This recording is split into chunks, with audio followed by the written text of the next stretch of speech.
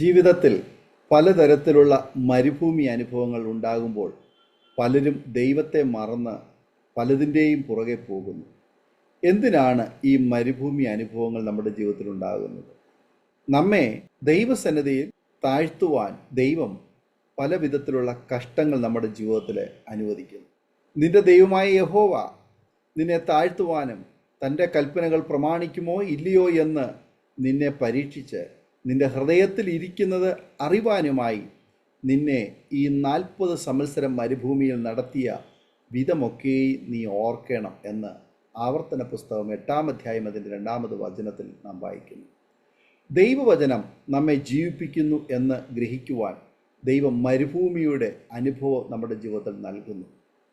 അവൻ നിന്നെ താഴ്ത്തുകയും നിന്നെ വിശപ്പിക്കുകയും മനുഷ്യൻ അപ്പം കൊണ്ട് മാത്രമല്ല യഹോവയുടെ വായിൽ നിന്ന് പുറപ്പെടുന്ന സകല വചനം കൊണ്ടും ജീവിക്കുന്നു എന്ന് നിന്നെ ഗ്രഹിപ്പിക്കേണ്ടതിന് നീയും നിന്റെ പിതാക്കന്മാരും അറിഞ്ഞിട്ടില്ലാത്ത മന്ന കൊണ്ട് നിന്നെ പോഷിപ്പിക്കുകയും ചെയ്തു എന്ന് ആവർത്തന പുസ്തകം 8-ാം അധ്യായം 3-ാമത് വാക്യത്തിൽ നാം വായിക്കുന്നു.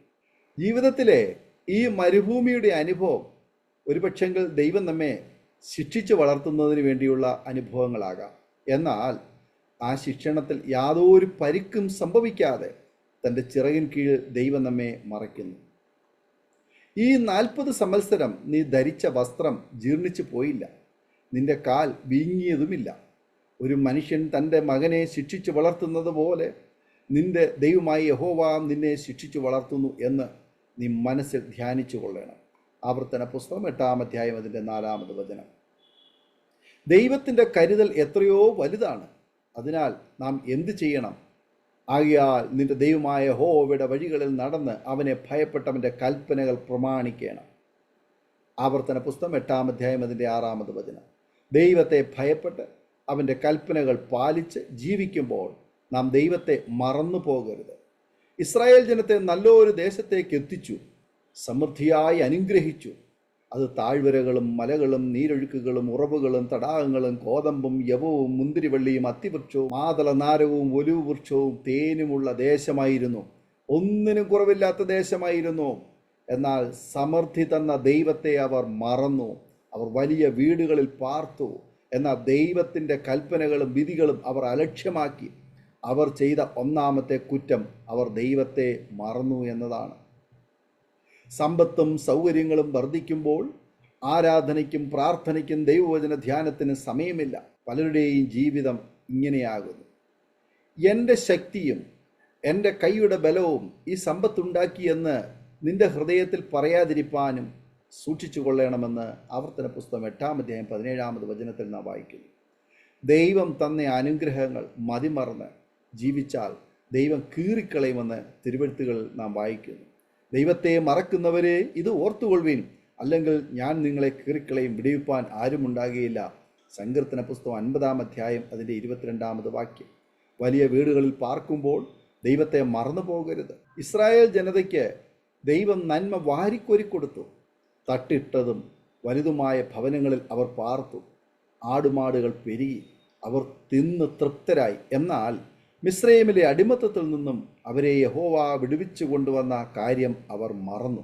നാമും ഇങ്ങനെയാണ്. കുഴഞ്ഞ ചേറ്റിൽ കിടന്നവരല്ലേ നമ്മൾ.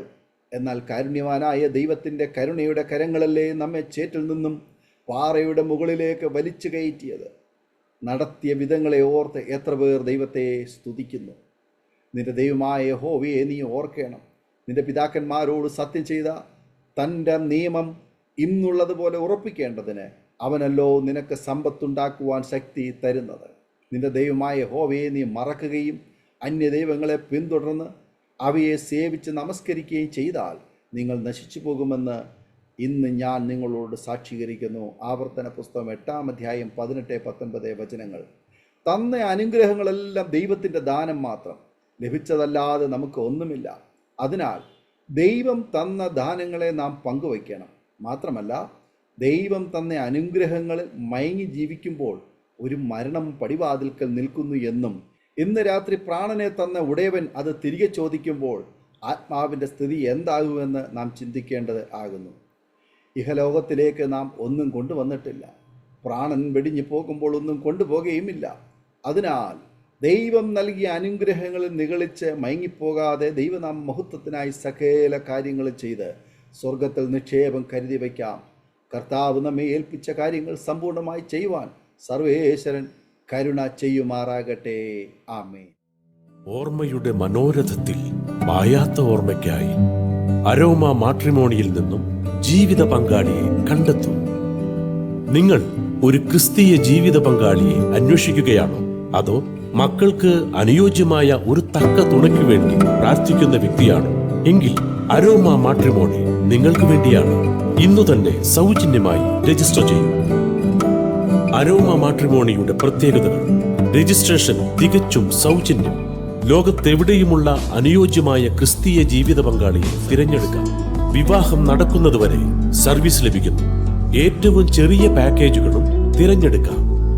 അരോമ മാട്രിമോണി നിങ്ങൾക്കായി ഒരുക്കുന്നു വിവാഹം പരമാനന്ദം. Email aroma matrimony2020@gmail.com